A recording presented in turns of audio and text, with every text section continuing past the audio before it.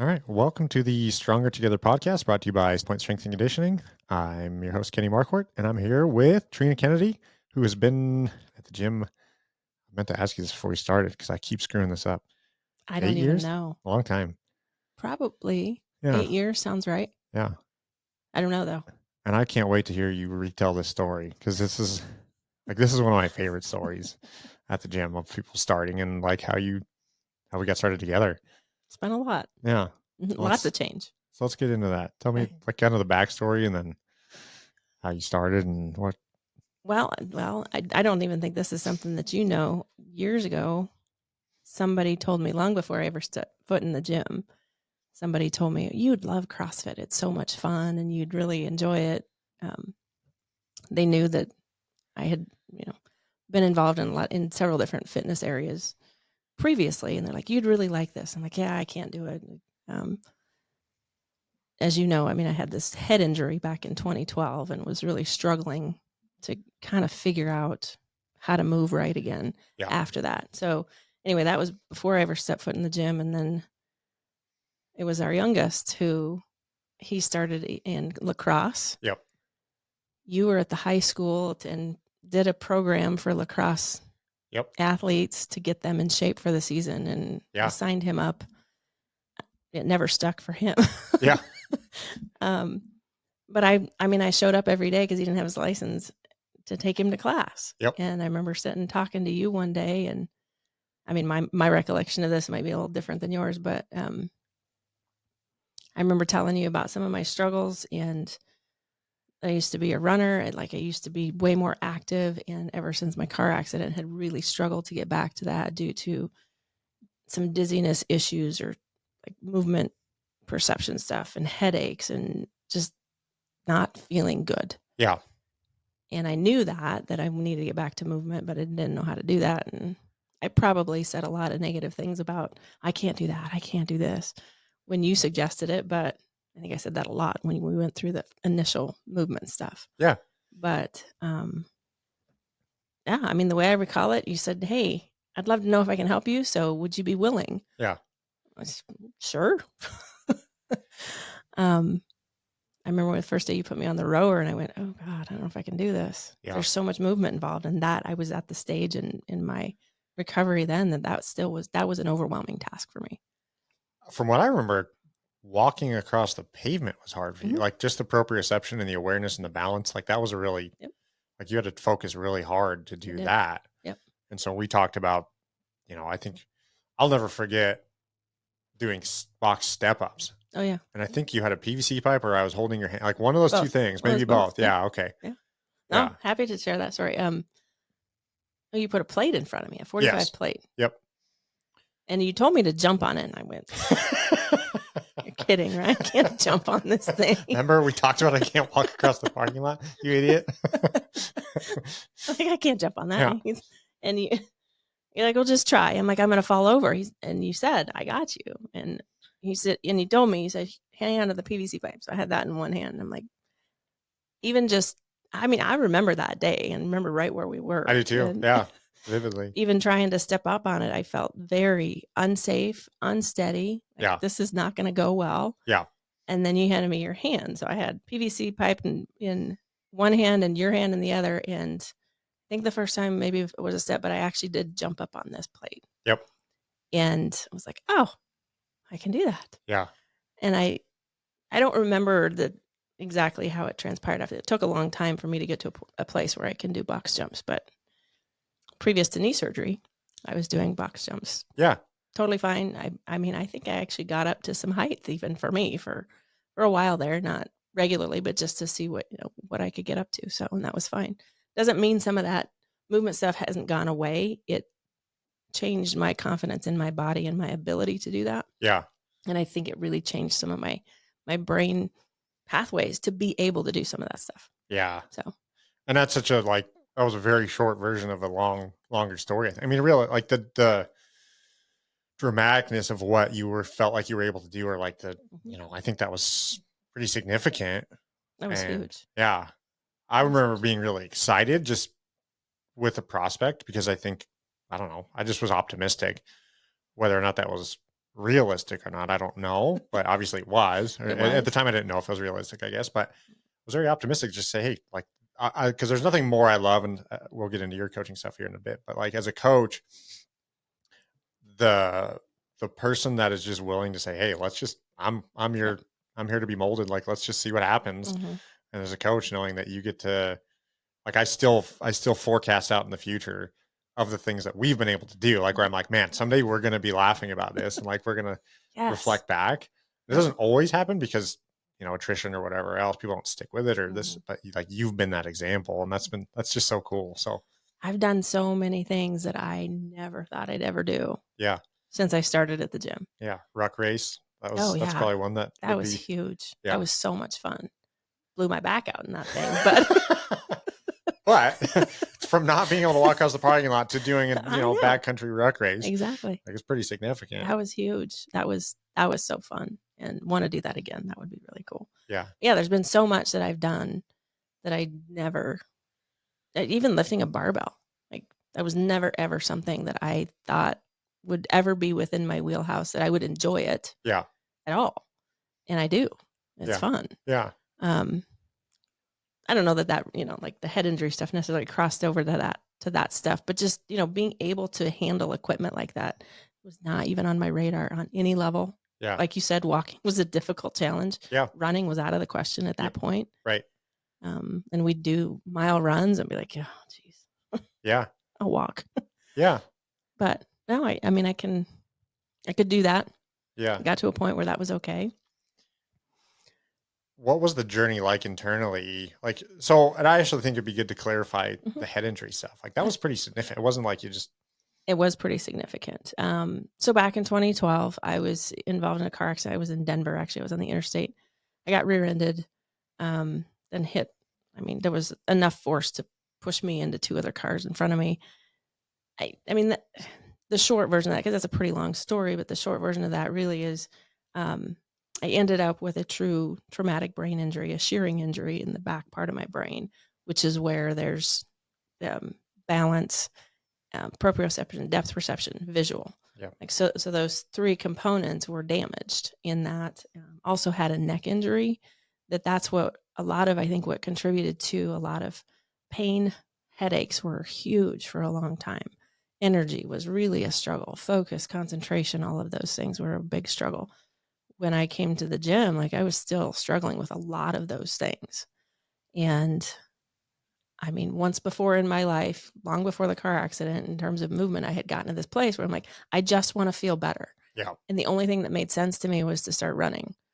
And then I started feeling better. I mean, it was the idea that I just had to move my body, right? So I kind of got back to that place, but was really lost because what had worked for me before, I couldn't go back to. I had tried. Yeah. And I was pretty discouraged. I remember that and being like, oh, I just don't know. So yeah, I mean, the commitment was there. Like, I just want to feel better. Mm-hmm. I think I hadn't had neck surgery yet. Nope. I was down the line. Yeah. That was down the line. That was while I was at the gym, but that was an eventual thing that happened because of that accident. In the meantime, like once you help me get through some of the initial, like, look, you can do variations of this. And this might sound really weird, but to those people who go to the gym and understand this and love that side of life as I do, starting to feel that muscle sore again of like, I'm moving. Yeah. And this is working was motivating to me. Yeah. There were many days that I still had that, like, oh, I just don't feel up to it. I don't have the energy. I don't want to go. I'm like, but it's helping. Like it kind of became back, it circled back to the standard of this is just what I do because I feel better when I move. Yeah. And I had known that before this accident, but like I said, I'd had really struggled to get back to it. So this became the avenue of like, oh, I can do this. And it looks different, totally different than I ever thought. Probably better for me in a lot of ways than going back to just running. Yeah. Yeah. Had never considered that either, but yeah. Great. So it took me a long time, many months, to get to a place where this was enjoyable. I think I started in the evening classes. Yep. And I remember a couple times where it was just me. Yeah. I was the only person there and got some great one-on-one coaching accidentally because I was the only one in class. But That stuff was so cool. And I learned so much from all of the coaches. They were all so good about understanding my limitations, my desires. And I mean, it started with you with this idea that you were optimistic. I was less optimistic than you were, especially when you told me to jump on something. I had some colorful words in my head for you at that moment,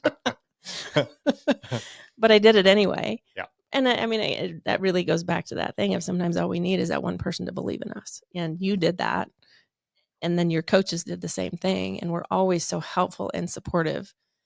I think one of the hardest things for me in the early part of coming to the gym was being able to go to the coach, because sometimes I didn't know him very well. Sure. But being able to go to them and be like, I can't do this very well. Yeah. And like, in a nutshell, here's my limitation. Help me figure something else out. It was a good skill for me to develop. Yeah. But that was hard. That was really hard. I think it's hard for a lot of people. And I think I've mentioned this before, but like, I really enjoy that. And I think most of our coaches actually enjoy the creativity and the solving of the problem. Yes.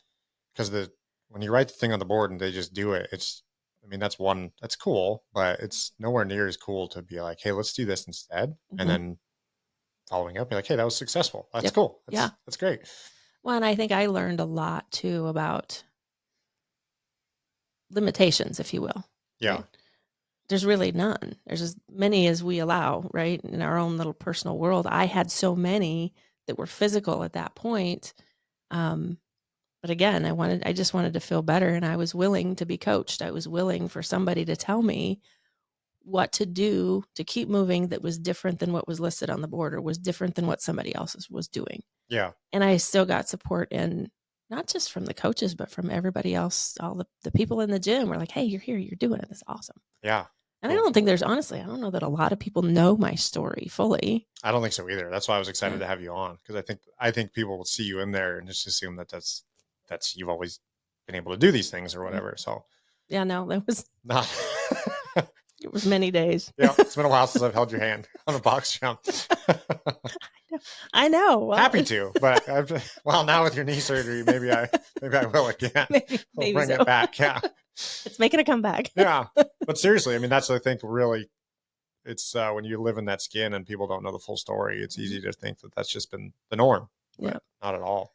I was thinking about, because I've again been listening to a lot of this, all the other folks that you've had on this podcast, and it's been really cool to hear stories that I've never learned before. So yeah, and the opportunity to be here was, is really cool.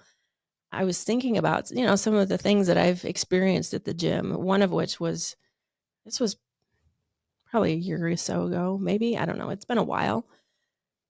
I was a Saturday class and was there with Jen, I think, because her and I have been doing this thing together for a while, for a long time. And I don't even know who this person was. Somebody I didn't know, who I don't know if she was fairly new, but she came up to me at the end of the class. I don't even know what we did, maybe cleans that day. Yeah.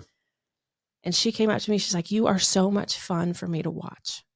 And I went, like, that's what I say to other people who I envision as true athletes. And I've said that to other people, like, you're so much fun to watch. So to hear that was like, oh, wow. Thank you. Like, it was a little bit hard for me to absorb and be like, huh. Okay, that's cool. That's you now. Yeah. You're that person. Yeah. Yeah. It was then. I have a little bit of work to do to get back to that now. But no, that's cool to go from where I started and hardly being able to step up on a plate, let alone jump on a box, to that was pretty cool. Yeah. No, it's incredible. Yeah. The asking for help thing, I think, is really hard for people. Was that hard for you, or was it just like, have you been able to do 100%. That? Yeah. Okay. No. Yeah, I'm fresh out of knee replacement surgery, and that one has reared its ugly head again. Yeah. It's been really hard for me to ask for help.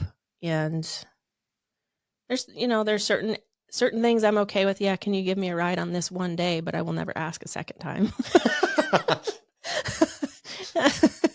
Remember what I said? People like helping. Like it brings us a lot of joy to help. You have no idea how much your voice is in my head at times. Because that I hear that stuff, and I am very aware that I'm not a very good patient. I'm not very patient, and asking for help is hard. Yeah.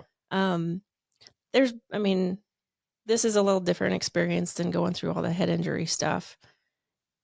I think I was so humbled and had gotten to this place with when I was had recommitted to moving again off of this head injury. And that was at least 3 or 4 years post head injury that I started coming to the gym, I think. Yeah, it must. Yeah, I think that timeline adds up. It must have been if it was 2012. Yeah. And yeah, it must have been 2016. I bet when you started something like that. Yeah. So I was just in this space of like an incredibly valuable space to be in. I've learned retrospectively, but this place of curiosity, like I had to get back to this place of like, look, okay, I've learned that I just can't do the things in the way that I used to do them right now. Mm-hmm. So instead of focusing on, well, what I can't do, I can't run, I can't ski because I still can't to this day because of it. It all looks like flat ground to me. But all the things that I learned, which was important information, by the way, to learn what you can't do following something like that. Good, but I had to get familiar and embrace, well, what can I do? Yeah. And that required me to try. Yeah. It required me to experiment. It required me to do something different. And I think that's what was so key. And I think that's part of what made it a little bit easier for me to ask for help. But I'll never forget so many of those classes where they're doing handstand push-ups. Yep. Me and upside down will never get along. Yeah. So you'll never see me doing that in the gym. I'm okay with that. But initially it was really hard for me to be like, oh, okay, special one over here. Yeah. I need something different. Can you help me? Yeah. But again, it was that, okay, not going to do that. And that's okay, by the way. I think for me to for any person to be able to say, no, that's not safe for me. Sure. So I'm not going to do that. Yeah. But what can I do? I think there's a big difference between can and should.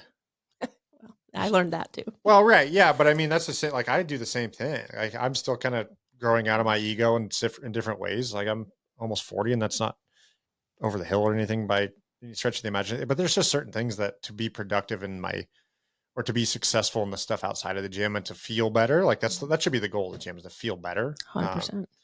There's not doing the things I probably did in my 20s is not necessarily on that menu. Like I've got an ankle thing, I've got a neck thing, I've got things that just have accumulated through a life of athletics and performance that mean that I should not do certain things, even if I can. Mm-hmm. And having that like recognition or the diminishing the ego to think through that and think, can I do this? Yes. Should I do this? No. Yeah. And then making the right decision and not caring. Like I realize I'm in a unique position because I own the place and I don't like, I think that probably puts me in a little bit of a different respect level or whatever for people. Like I don't feel the pressure because I'm like, hey, right. I'm in charge. Like I can do whatever the heck I want. Right.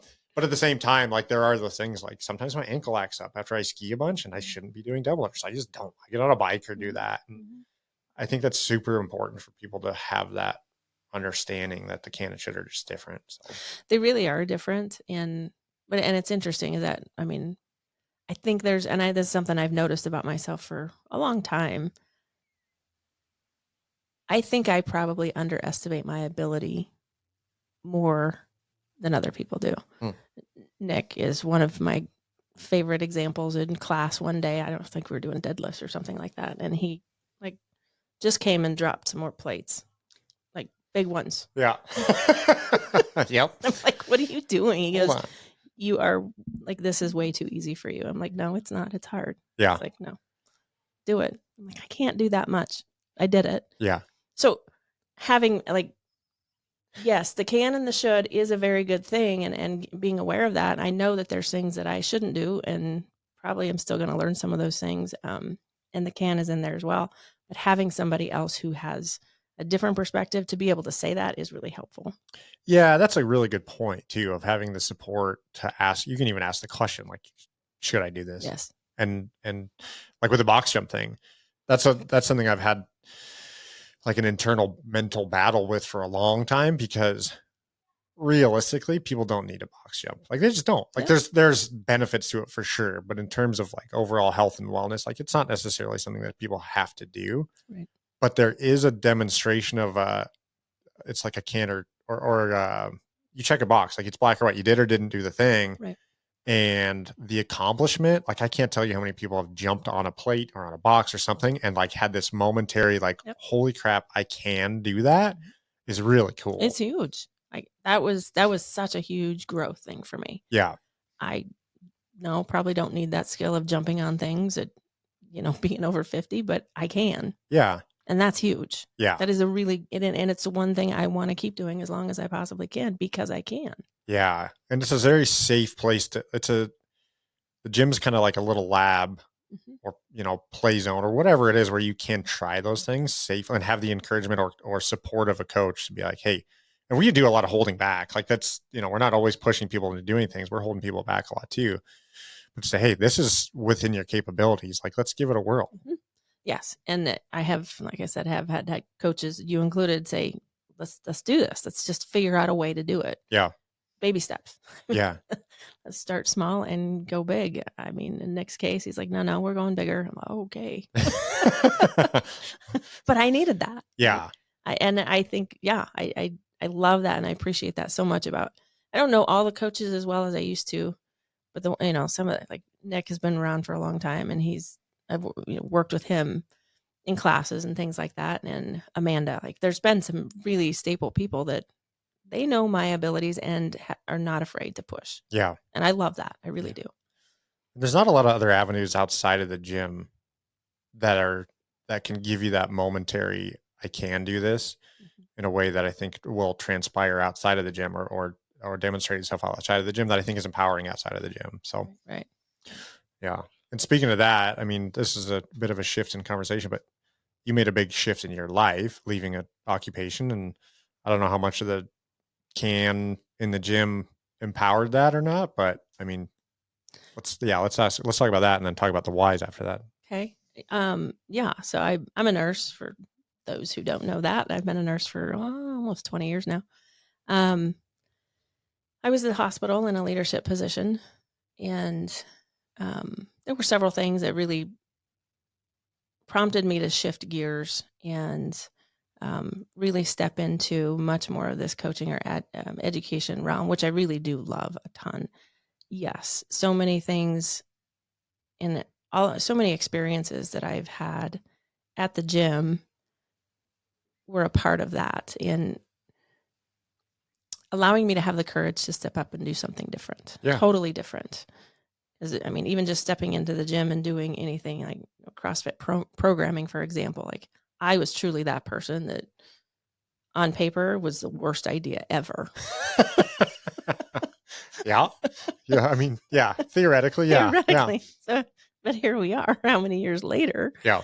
And I do it and I love it and within my abilities and all that stuff. So yeah, that was huge. It was a huge learning curve for me. Like, oh, I can't say that I sat there and went, oh, well, I did this thing at the gym and so that I can shift my career. Like that wasn't that direct correlation, but it had to do with confidence. It had to do with getting to know and willing to be uncomfortable. Yeah.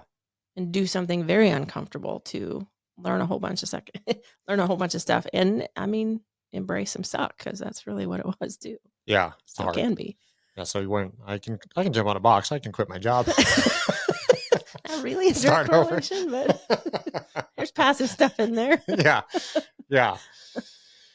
But when I'm a big picture kind of person. So when I look at that, the big picture of that is you believed in me that day and every day that I showed up and you handed me a PVC pipe with your hand. You're like, here, do this.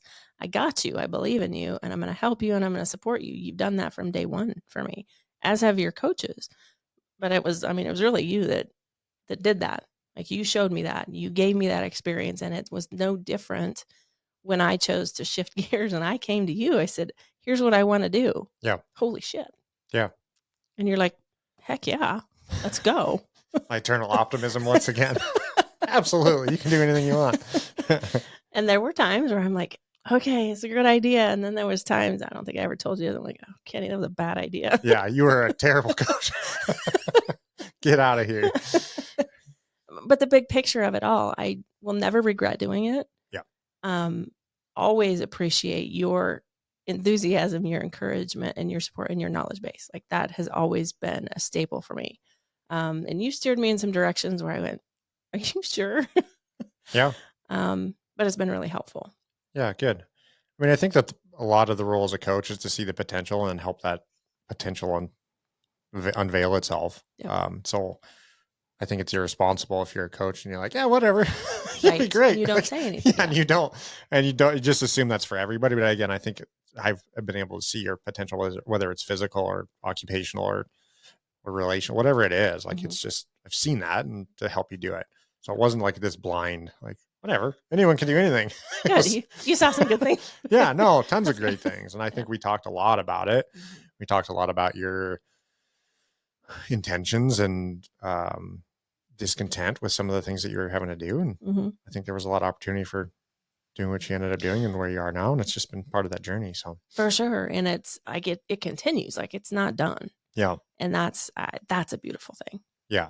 Really. Because I mean, I look at where I was when I did quit my job, and you and I were meeting, I think almost weekly. Yep. And I was excited, but I was terrified. And I just stepped in and did some things that were completely uncomfortable, still are to this day, but better. But I look back on that stuff now and I go, oh, I can do hard things. It reminded me of that. Yeah. Right. And I really like it when I create something I want and surrounded by the people that really add to my life. Yeah. That's huge. Yeah. That's awesome. Yep. I think that's one of the things actually on the uncomfortable side of things. I would kept pushing you to share on social media and all the things that were very hard for you, but like similar to today, like this is going to be super inspirational to people, whether you know it or not. Like just hearing what you went through in the beginning, and I think that like what I was encouraging you to share in the same vein of seeing your potential, like you have so much to share, and so whether it's from a coaching perspective or your own authentic experience, like you have so much to share, to inspire, to educate, and help other people with. Like that's what I saw, and that's why I kept pushing you to do it.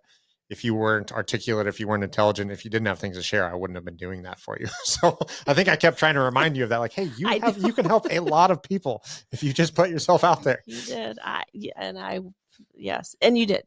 Constantly encouraging, and always saw more in me than I saw in myself, which was great. Probably still the case to a certain degree, but I think that's shifted and it helped a lot. I know my confidence is in a different place now than it was then. Still don't like doing social media stuff very much. It's all right. Yeah, it's all right. But that said, I am more comfortable with it. And I did get some good feedback from those things, not just from you, but from a lot of people that I never expected that. Right. And along the same vein, probably may hear some of that stuff with, through this as well. So it's cool. I like knowing that it matters. Yes. I mean, that's the reason I do what I do, whether it's a nurse or as a coach. I want to know that it matters, that it helps. Yeah. How much? So when we talked about you leaving your job at the hospital, a lot of it was, I think, you wanted to be more proactive instead of reactive with patients and people, and taking control of their health and life and well-being. Do you want to talk about that at all? I mean, sure. Yeah. So there's so many great things that I've done as a nurse in traditional healthcare, and so many things that I've learned, and just invaluable experiences that have gotten me here. One of those things is becoming aware of how reactive our healthcare system is. And I mean, I'm not going to sit here and knock things one way or the other, because there's nothing that's a perfect system. However, we have a population of people, me included to a certain degree, I think all of us included to a certain degree, that have chronic ailments for whatever reason. And there's so many reasons for that. I don't think our system does a very good job of managing the chronic. Right. Especially when people look healthy. Right. Right. And thus it can be really frustrating. Like, I mean, I'll use myself as an example. I mean, I said a little bit ago, I just had a knee replacement done less than a month ago. And this has been a problem for me for quite some time. It's been limiting probably most for the last 2 to 3 years. I know that there's been a lot of inflammation that's been part of that. That's a chronic condition. Yeah, it's surrounded around my knee. There's probably other chronic conditions, inflammation that I deal with, but I'm curious and I really think, and I am very hopeful that having this thing fixed will change a lot of things through my whole body, decrease that inflammation. So switching that to being a reactive system versus a proactive system when we talk about our healthcare. I've learned a lot about healthcare, and I think being proactive is way more simple than the way it's presented or even talked about in traditional healthcare systems. Being proactive is about understanding and getting like hard, fast data about your body, whether that's through lab work, whether that's through vital signs, for Pete's sake. Yeah. Like, and tracking some of that stuff consistently, understanding sleep, understanding food, understanding body composition, understanding movement. And I'm not like, none of this is rocket science. It's really pretty simple. Yep. It's more about commitment than it is about like getting up and doing the hard things. Like, it's about commitment. It's about showing up. Yeah. And when you show up, when I show up, things change. Yep. Right. So I think there's a pretty significant gap, or call it an opportunity, for people to get educated on just how simple it is for them to shift their health. Yeah. Without going through these arduous processes of spending hours in a physician's office or waiting, a month and a half just to have an appointment that you get limited information from. Yep. There's so many ways to get that information now. Yeah. And be proactive. Yeah. And deal with it yourself. Like you said, I think that's, just summing it up. It's a matter of doing it yourself. And it's not that complicated. It's not the sexiest thing in the world, but it's really pretty simple. It's simple and it's incredibly valuable. Yeah. Incredibly valuable. And it's a long game though, too. Right. Like, there's nothing quick about it. Right. But boy, if you can understand what healthy looks like from a data perspective, like, those are numbers. You can't argue with that shit. Yeah. Yeah. And it's awesome. Yep. And I mean, I know for me, my numbers look different than I always used to see myself as. And that's because, I had limited information. For example, a scale. Like, I didn't even know a body composition thing existed till it came into the gym. And I'll never forget when you first got that thing. And I went, why does every doctor's office not have this?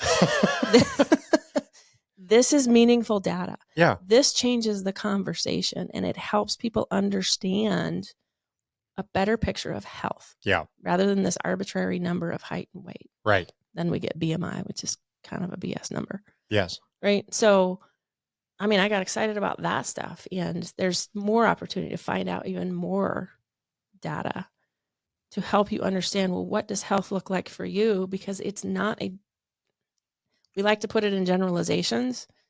If you look at the generalization of obesity, for example, I'd say most people fit into that. Most people that are probably in the gym. Yeah. I fit into that. Yep. But you look at it from a body composition perspective, it's completely different. Oh yeah. I've been morbidly obese. That's amazing. 7 or 8% body fat. Yeah. By the technical definition of right. BMI, I was morbidly obese. Yeah. So, So again, a bullshit number. Right.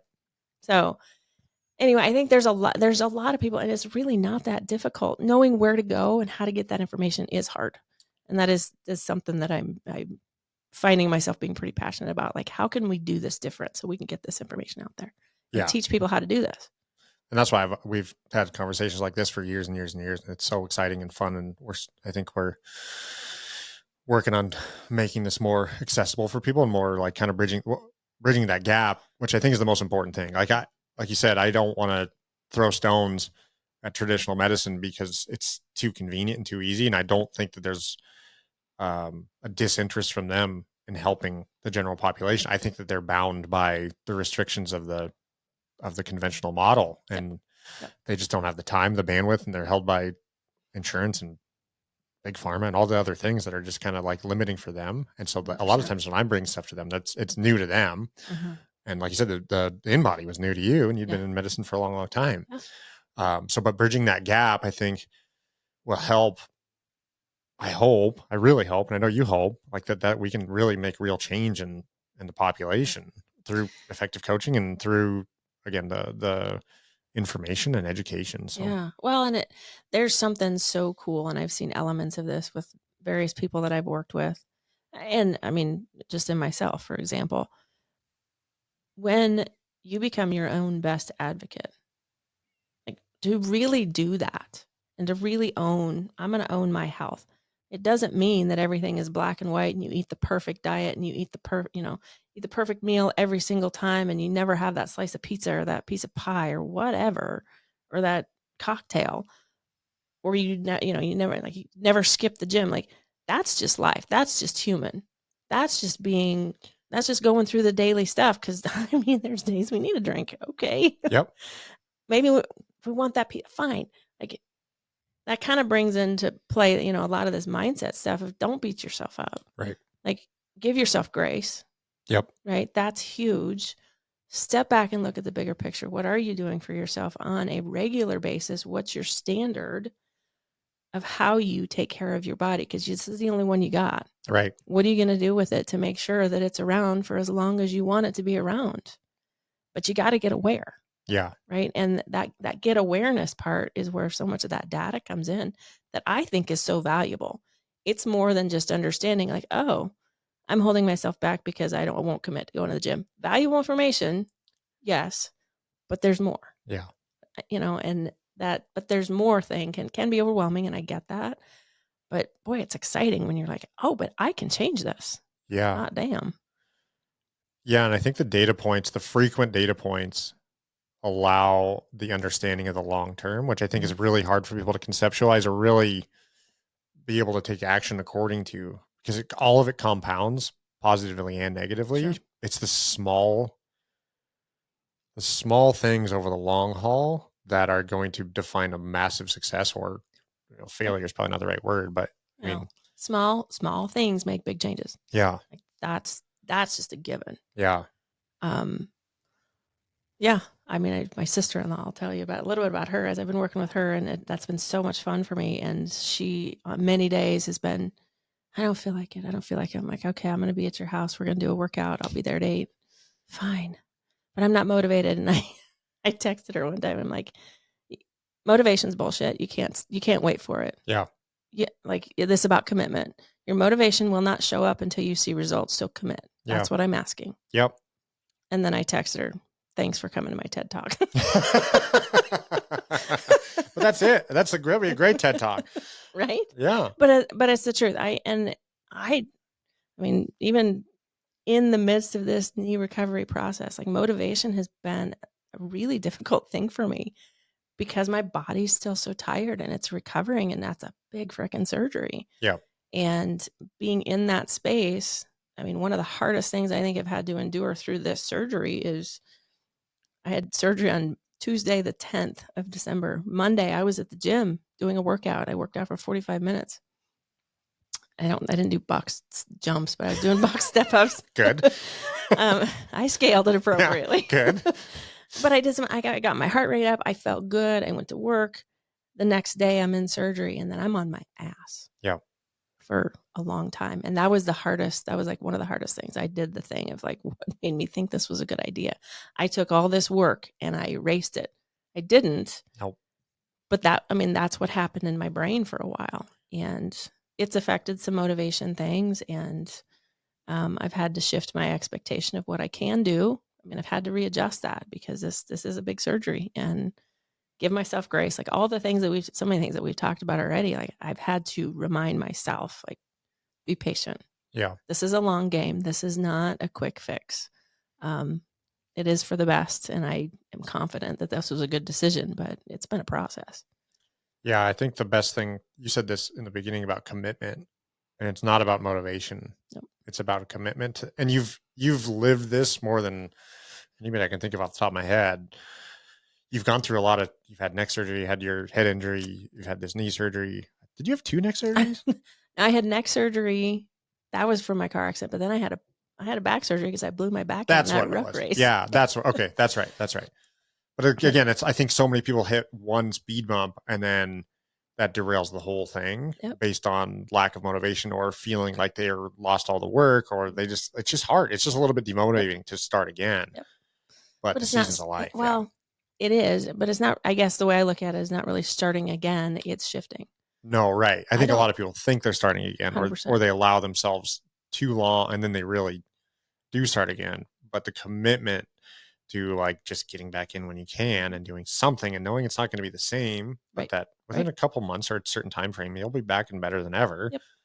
Yep. I think it's easy to say, but I think a lot of people have a really hard time with it. Yeah. Well, and I think I've learned from working with patients and clients of my own that commitment is the hardest. Yeah. And it is fascinating for me to really help people dive into, well, what's the block on the commitment? Because there's a lot there for people. And sometimes it's a mindset, sometimes it's a belief. I mean, there's so many different things that feed into that.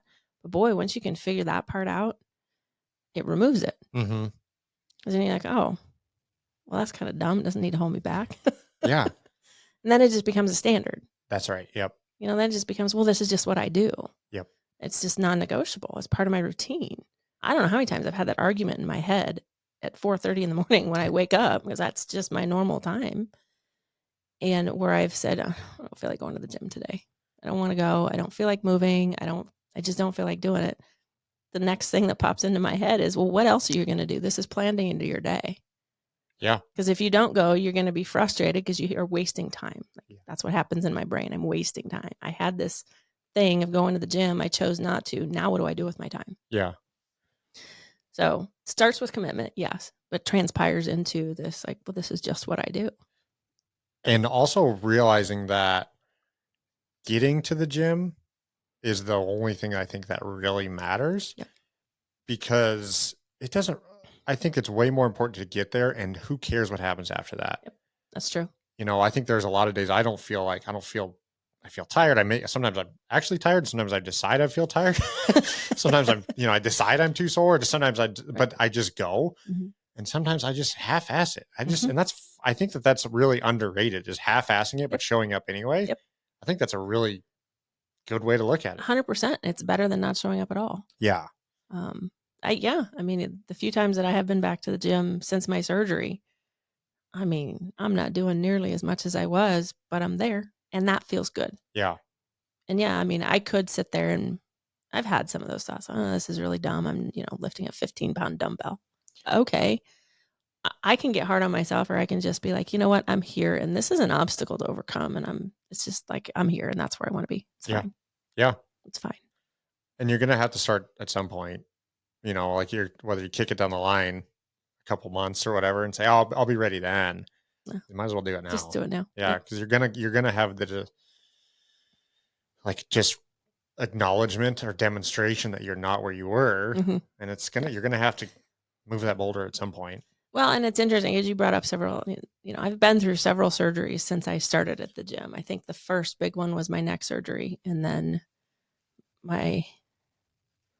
was it that same year? I had a lump removed from a breast. I think that was the same year. And then I blew my back out and had surgery again.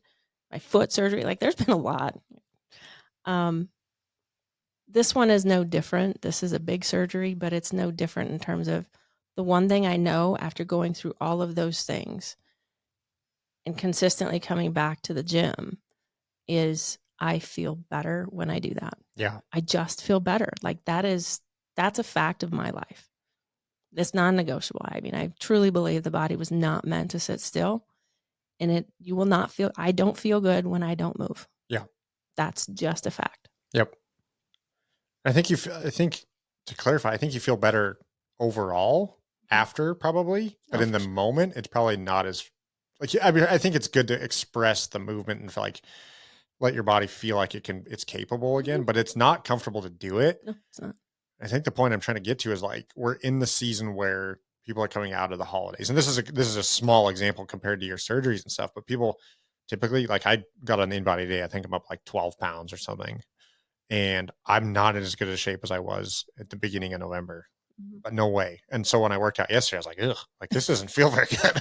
I feel slower. I'm more out of breath. I'm sweating more. So it's not as comfortable when you get back on the horse, but I know, because I've done it a million times, that in a couple of weeks I'll feel great again. Yeah. And I think so many people get bogged down in the acute feeling of, like, ugh, I've just let it go so far. I don't know if I can do this again. I can see that. I think I don't have, like, I've never been the athlete that you are, especially in my own brain. I remember when you called Yeah, me that's an what I was going to athlete. say. Wait, hold on a I know. second. In my own, I remember the first day, like it was before the ruck race, and you called me an athlete, and I'm like, who's that? Because there's nobody else in the room.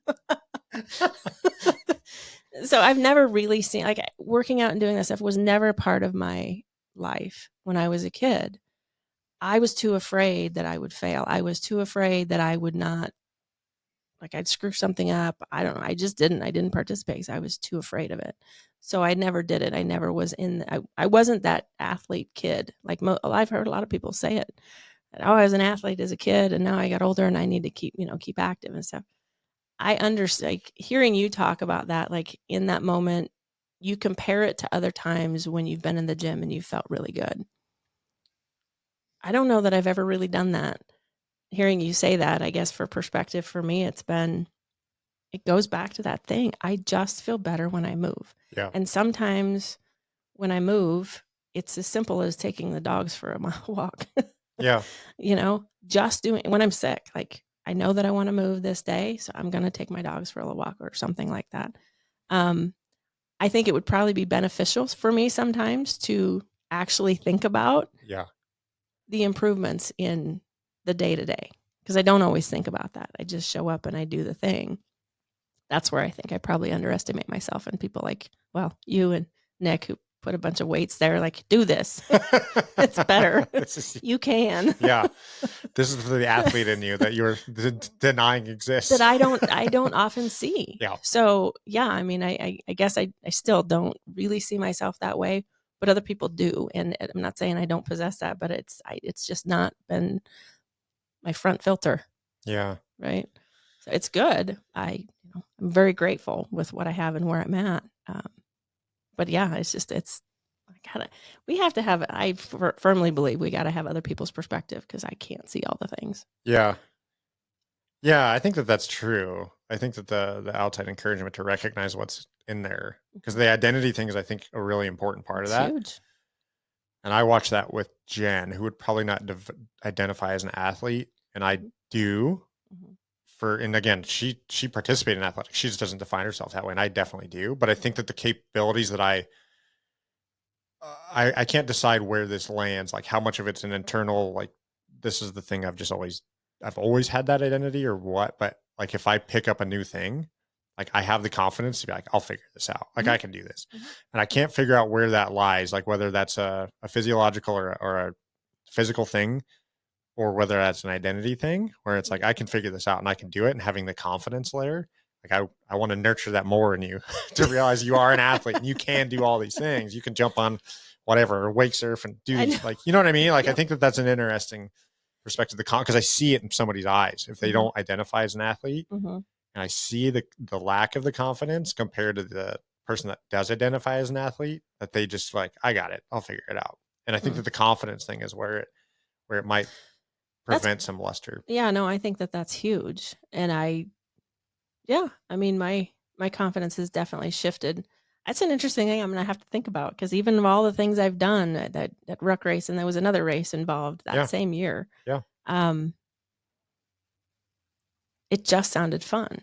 It just sounded cool because I could. Yeah, but that's right. That's it too. I think the confidence or the curiosity to think, yeah, I can, and then to do it. I think that's where, like, I think I see that in most all things, just because, again, I've lived it for so long. But I wonder how much of that is just the identity of like, oh yeah, I got it. Right. I'll give this a whack. I know. I see that in my younger son. Like, that kid, he's frustrating at times, because it doesn't matter what sport. Yeah. What thing. Yeah. You hand something to him, he'll figure it out in a hot second. Like, that's always been him. But he's got the confidence, right? He's not like, oh, I don't know. Right. There's a little problem. I mean, there might be a little bit of a, like, I've never done this, let's see. But he gets frustrated. He's like, no, I can figure this out. Right. Yep. And that's always been part of him. Right. And I'm like, wow, where'd you get that?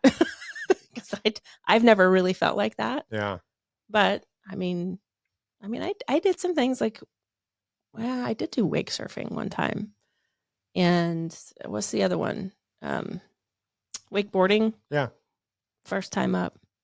Popped right up. See? Didn't even think about it. Yep. And yeah. So it didn't stick, but Yeah, but still, I mean, that's Right. and I externally, people are defining you as an athlete. Again, the person that I'm not sure if we know who it was, but that said, hey, you're really fun to watch. Yeah. Like they'd identify you as that, 100%. and would have probably said, hey, you must have done something in your background to Yeah. have put you here. Yeah. So No, I didn't. I to this day I still don't know who that was, but it was a pretty cool compliment. I will never forget it. yeah, good. I was never I put other people in that space. I had never put myself in that space. Huh. All right, So well, that was cool. This has been a good therapy session. We'll keep branding you as an athlete until you identify as such. Get it through my thick skull. But again, I think there's a lot of people who are probably feeling the same way. With like, I'm just not. I don't have that. I'm not that person. I think that's very valuable because to look at it from that, but especially like I'm not a spring chicken. Like I've been through some things. I've worn my body out in a lot of ways, and I'm grateful. Like, seriously. No, I don't really see myself as this hardcore athlete. The gym is very important to me. That's a big part of it.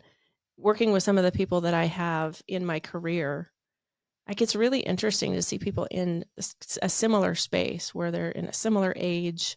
We're in this midlife, getting closer to the latter end of that type thing.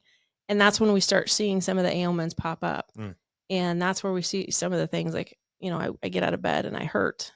Yeah, that stuff is kind of real. I mean, I don't know that we can get away from this age thing, but we can help it 100%. Yep.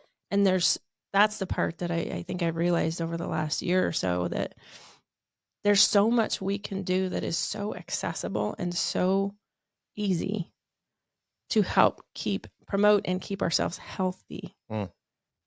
But we got to have a commitment to it, and also understanding where the resources. I think there's some limited resources to where to do that.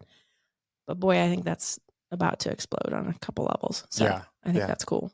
Yeah. What do you see from your perspective? Like, what were the things that you saw as a in the hospital and now? Like, what are the things you see that people like? What are the easy things people can do? Get yourself some education on nutrition. Understand macros at basic. Yeah. Some people don't like the macro thing, but it is helpful to understand.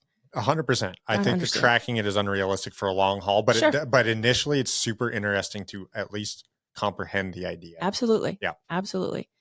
Consistent movement. Yep. Consistent, meaningful movement. And that is not, I vacuumed my house today. There's some sprawling 20,000 square foot mansion. No, this is, I got out and I went for a walk for 30 minutes. Yeah. Right. And it's also in this, like I've had to change my own perspective on this. It's not going like doing hardcore workouts 5 and 6 days a week. No, that did not help me. Actually, it made things worse for me. So 2 to 4 is a happy thing for me. That's kind of a happy medium. But at bare minimum, especially for women, understand that you have got to move some weight. Yeah.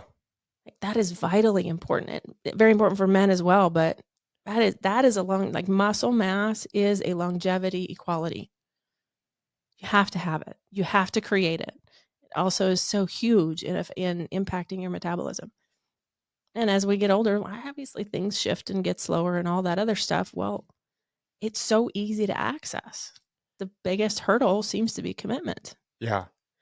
I think the weights thing is men have always been in that area of the gym. So that wasn't as, and again, I do think it's actually more important for women to lift weights. I think it's important for both, but like you said, but the biggest difference was that was not like when I started at the gym at 24-hour fitness, women were on the treadmills, men were in the weights. When that was, 30 years ago, but that's still, I think it's evolving to be different, but that perspective, I think, is incredibly important for women, especially to understand. It's huge. And to give women some confidence that they can do this. Yeah. I've said to so many people, if I can do this, God forbid, anybody can do it. Oh, God. And I say that from a perspective of knowing where I started in the gym, where I did struggle to walk across the parking lot. Yep. And so I really believe that anybody can do this. Anybody can, regardless of ability. This is not about athletic ability. Everybody has the ability to be some level of athlete.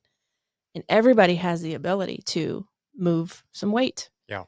I've watched my own mother. She works with somebody else who I encourage her. I'm like, you go do this. Yeah. Because you are losing your balance all the time. You've got to get stronger so you don't fall. She's in her upper 70s. She still goes, twice a week. She'll go, I got to go to my exercise class. Good for you. It's helped. Yeah. It's vitally important, I think. And it's, I think, a very underrated thing. It doesn't get talked about enough. Yeah. And the things that you just said are not incredibly complicated. They're actually quite simple, like intentional movement and paying attention to your nutrition, like understanding like protein's important.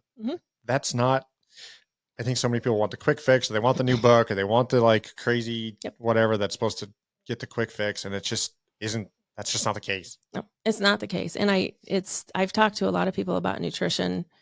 Not that I really haven't done a lot of nutrition coaching. There's a lot of people that are way more qualified than I am about that stuff out there, but I've worked with several people about nutrition. And here's what I've learned. Like, talking to people about nutrition is a little bit like talking about religion or politics. It's all dogmatic. Oh my God. Yeah. I do this. Quick way to get in a fight. Yep. Like, look, I'm not interested in debating this with you. Yeah. Like, that's always been my stance. Like, I'm not interested in debating this with you. And really what I find, probably more logistics than anything, but really what I find is people, men and women alike, do not get enough protein. Right. And if I can help them increase the amount of protein they get, and that's it, that's a win. Yeah. That is a win. Yep. Because we always see change in body composition when that happens. Always. Yeah. So it is simple. We make it really difficult. I look forward to what simple things that can be created to help people like tap into the simplicity of this, because it's really not that hard. For sure. Yeah, I totally agree. It's the commitment. Yep. And then the accountability, like just holding yourself accountable to doing the basics. Right. And that's it. And they're doing it forever. Right. Like that's I know, because it's not something you start and then you stop. No. I mean, I think there's facets to that, like logging food, for example. It's not something I can do forever. I won't, but it's so valuable to gain information. Yeah. And understand what you're putting in your body, because oftentimes you're not aware. No. Yeah, that's 100% true. And it's just all data. I think once the disconnect from the emotion and then understanding and using the data is, I think, another aspect to that too. So, well, and talking about the emotion, especially around food, because food is highly emotionally charged for a lot of people. That's offers an interesting perspective for most too, but it's really simple. Well, what is the emotion attached to your food? When you can figure that out, then you can let it go, and it's really not that difficult. No. Then you can get curious. Right. Yeah. When the emotional block is gone, it allows for curiosity to take place, and then you're like, oh, well, I can't really screw it up. Oh, damn. Yeah. Which is great. That's totally true. Yeah. Yeah. That's awesome. Well, we're just about at an hour. Oh, goodness. Yeah, I know. We can keep doing this forever. I know. Which we will. I'd love to do this again and talk about absolutely more of your perspective and try and bridge the gap between medicine and fitness and wellness. So I'm in. I love it. I'm excited about creating something really cool with that, because I think it's way more accessible than people know that it is. Yeah, for sure. And I think figuring that out is really, really freaking cool. Yeah, I agree. No, I'm excited for that too. Yeah. Awesome. Thanks, Trina. Yeah, thank you. All right.